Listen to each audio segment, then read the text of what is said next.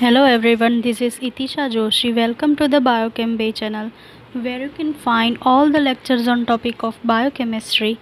And here if we continue on our series of carbohydrate biochemistry lectures, we have reached at the monosaccharides and our today's topic is physical and chemical properties of monosaccharides. So without further ado, let's get started.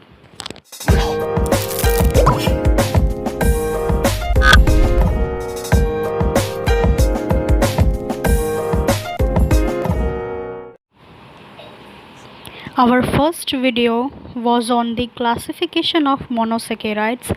If you have somehow missed that part, I will suggest you to first watch that video and then come back to this lecture so it will be easier for you to understand. If you want to watch that video, I have put link in the I button. You can click on that I button and watch that video.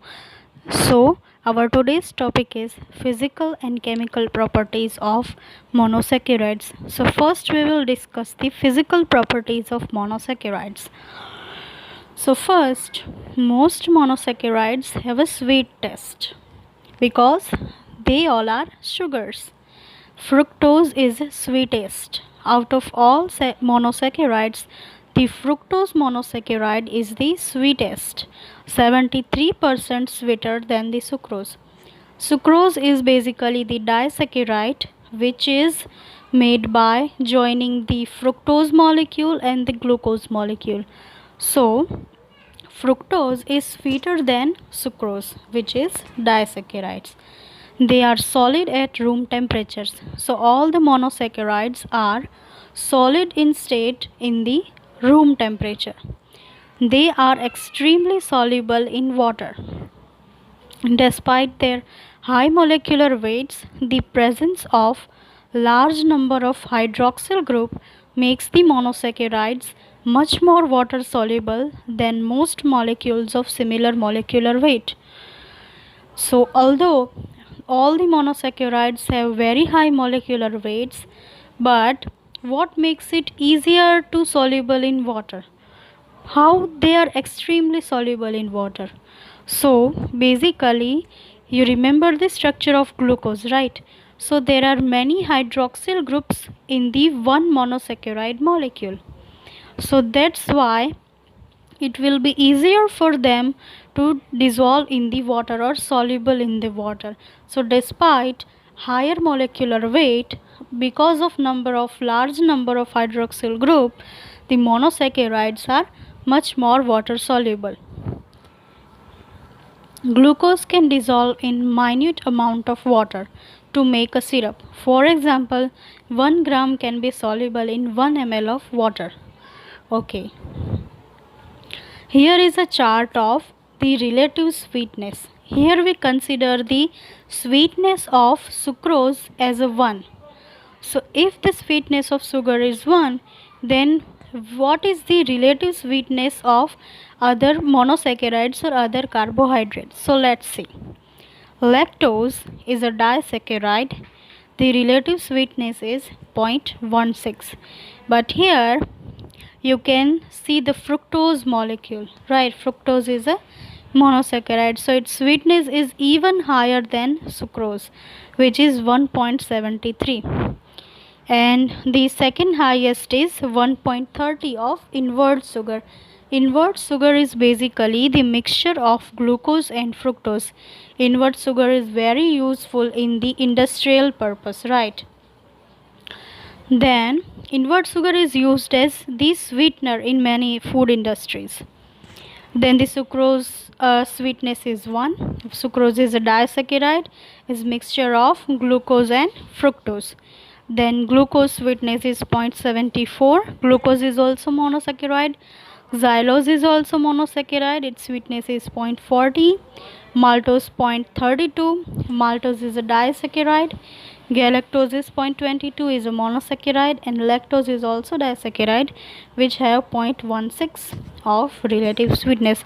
You don't have to remember all that, but it's just for the basic idea of relative sweetness of all the carbohydrates. So now we will go to the chemical properties of monosaccharides. Monosaccharides do not usually exist in the solution in the open chain forms. Open chain forms meaning the Fischer projection. If you don't know what is Fischer projection, what is Haworth projection, you can watch my video on the stereochemistry of carbohydrates. You will find all the terminology and all the concepts that are very necessary for the future studies of carbohydrates. So make sure to first watch that video. Okay. So, monosaccharides do not usually exist in the solution in their open chain forms. So, all the monosaccharides in the solution are in the cyclic form or in the circular form. We can say in the Haworth projection. Okay. An alcohol group can add into the carbonyl group in the same molecule to form a pyranose ring. Now, the 6 carbon sugar make the pyranose ring. Okay, so the alcohol group OH group can add into the carbonyl group. So here you can see that COH. So here oxygen molecule is reacting with the carbon atom of carbonyl group, and the OH on the H group hydrogen atom is reacting with the oxygen or a carbonyl molecule. So, an alcohol group can add into the carbonyl group in the same molecule to form pyranose ring. So, first you have to imagine as a open chain form. So, in the open chain form, the hydroxyl group which is present on the fifth carbon, in the fifth carbon, oxygen is reacting with the a functional group carbon, which is the aldehyde group carbon, and the hydrogen atom is reacting with the oxygen molecule of carbonyl atom. So that's how they form the cyclic form. Okay, so beta D glucose and alpha D glucose, okay, they two are anomers of each other. Okay, so you can see here below in the beta D glucose that the both carbon, the fifth number and the first number carbon, are joined with the oxygen molecule. Oxygen molecule is of the fifth carbon. This oxygen is first the hydroxyl group oxygen on the fifth carbon. Now these oxygen can combine both the carbon first carbon and the fifth carbon, and the hydroxyl group here contain oxygen from the carbonyl carbon and hydrogen from the hydroxyl group of the fifth carbon.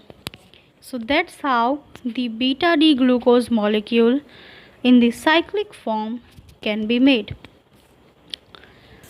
In the alpha D glucose, the hydroxyl is at the lower side and hydrogen is at the upper side. So an alcohol group can add into the carbonyl group in the same molecule to form a pyranose ring containing a stable cyclic hemiacetal or hemiketal. So glucose anomers. In the pyranose form of glucose, carbon 1 is a chiral carbon, and thus two stereoisomers are possible. One in which the hydroxyl groups point down is known as the alpha hydroxyl group, and one in which the hydroxyl group points up is known as beta hydroxyl group. These forms are anomers of each other, and carbon 1 is called as the anomeric carbon. So in the D form, the CH2OH group is always at the upward position, right?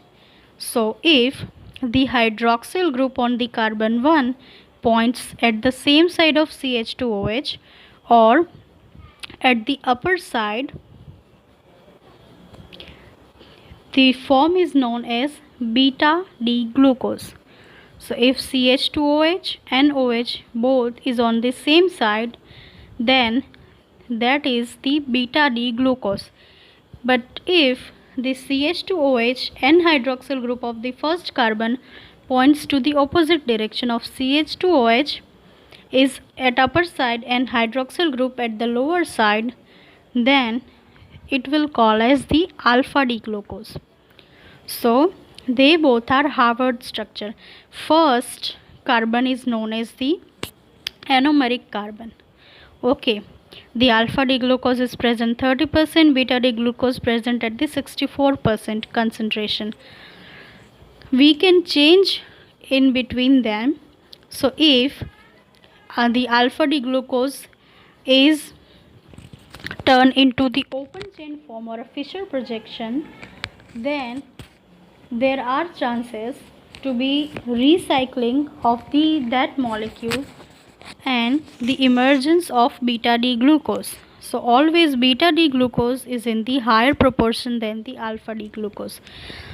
So alpha D glucose can open into the open chain form or a Fischer projection, then it will turn into again the cyclic form but different from the first one. So if alpha D glucose is there, then it can be open into the Fischer projection and then again it can convert into the cyclic form and make the beta D glucose. So that's how they convertible into each other.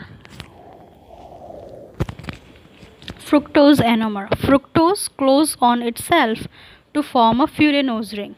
Okay, so fructose can close on itself to form a furanose ring.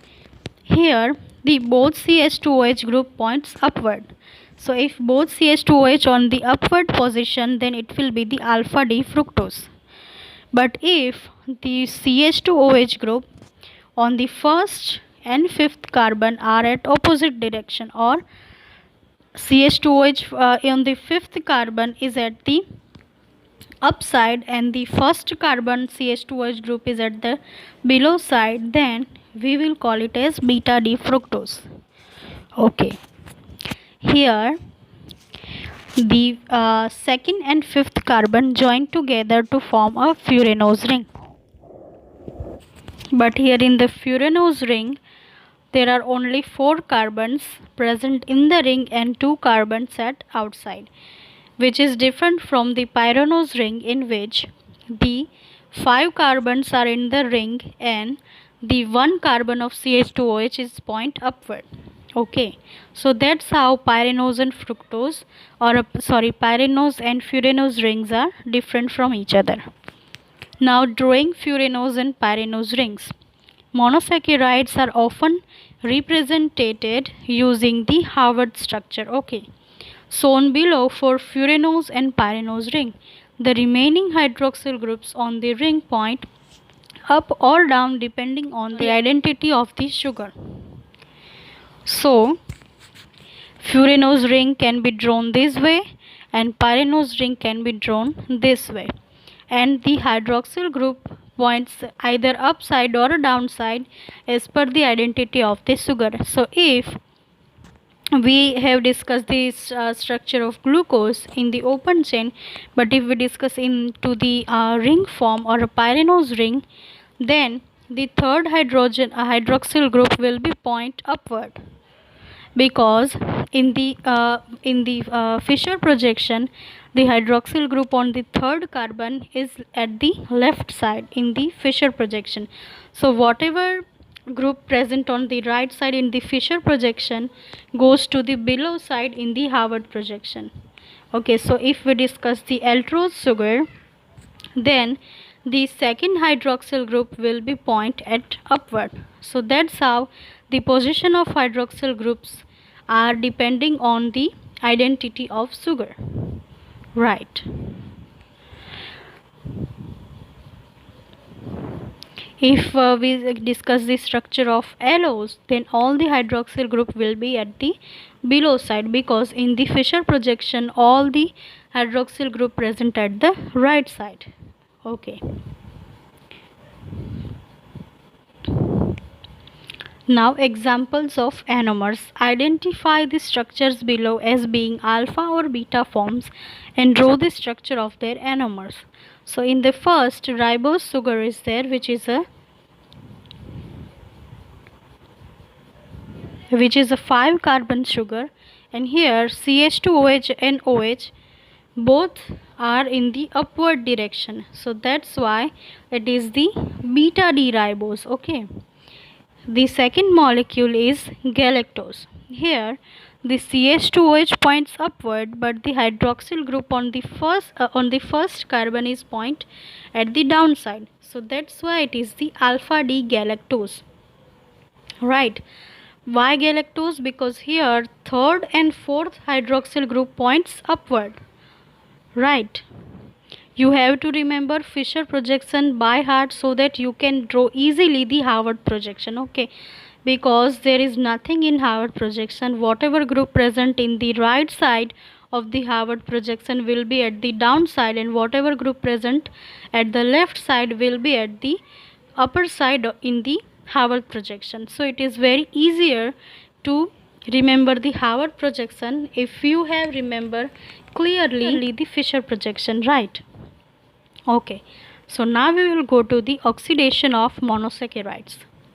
Aldehydes and ketones that have an OH group on the carbon next to the carbonyl group react with the basic solution of Cu2 plus or Benedict's reagent to form a red-orange precipitate of copper oxide or a Cu2O.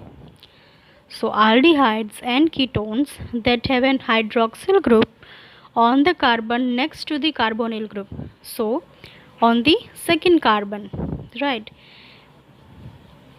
So the aldehydes and ketones that have an hydroxyl group on the carbon next to the carbonyl group, meaning the functional group, that will be either aldehyde or it will be ketone with a basic solution of Cu2 plus. So if the carbon near to that functional group will react with the Cu2 plus, then it will form a red-orange precipitate of Cu2O.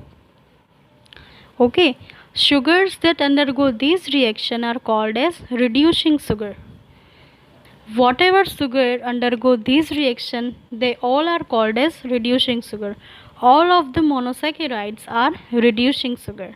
Okay, so reducing sugar, for example monosaccharide, if it will react with the Cu2 plus, which is in the deep blue solution, then oxidation of that product is occur and red-orange precipitates of Cu2O will be formed.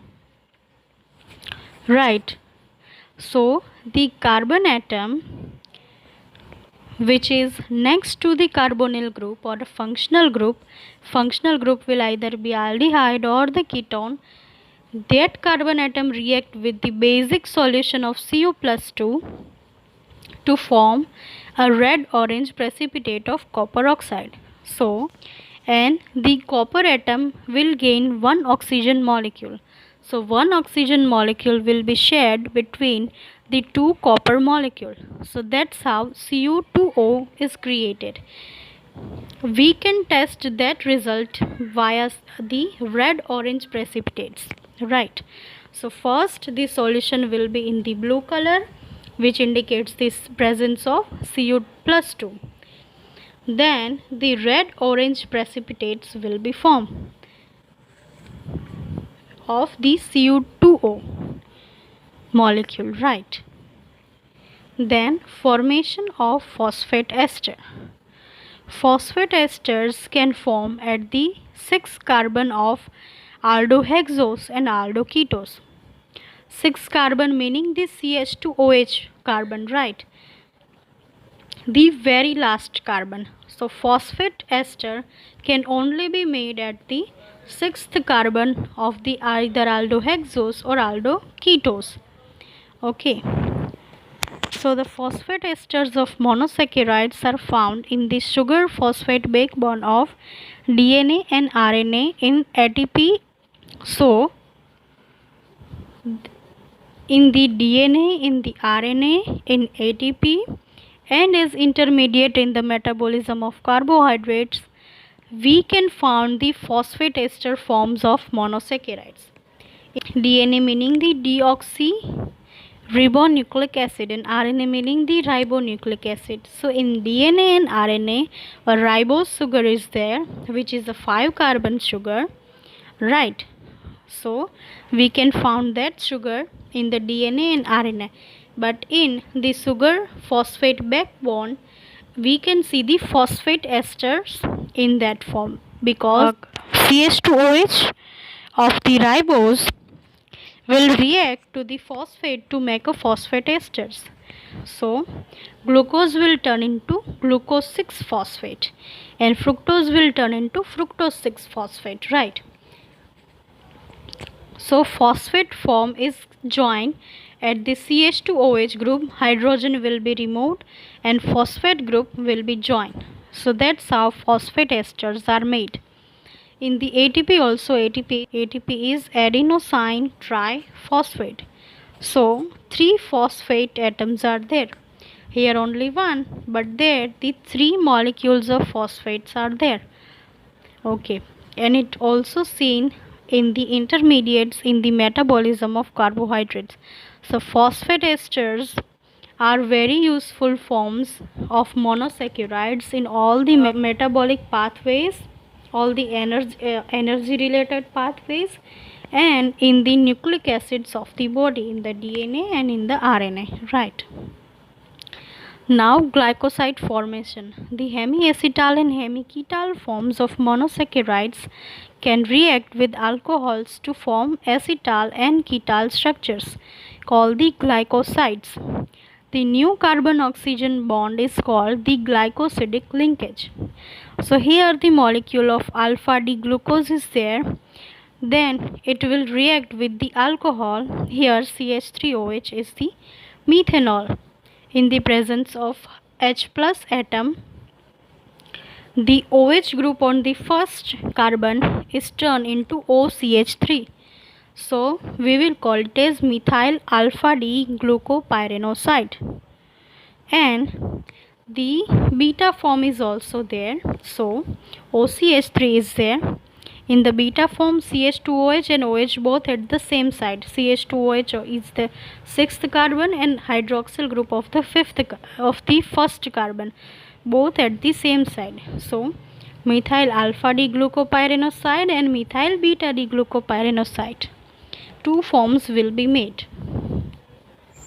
So now we will look at some important monosaccharides. So the first example is beta D ribose. Beta D ribose forms the sugar backbone of ribonucleic acid, which is RNA. The second one is beta D deoxyribose forms the sugar backbone of DNA. So beta D ribose forms the sugar backbone of RNA and beta D deoxyribose forms the sugar backbone of deoxyribonucleic acid. The third one is beta D galactose.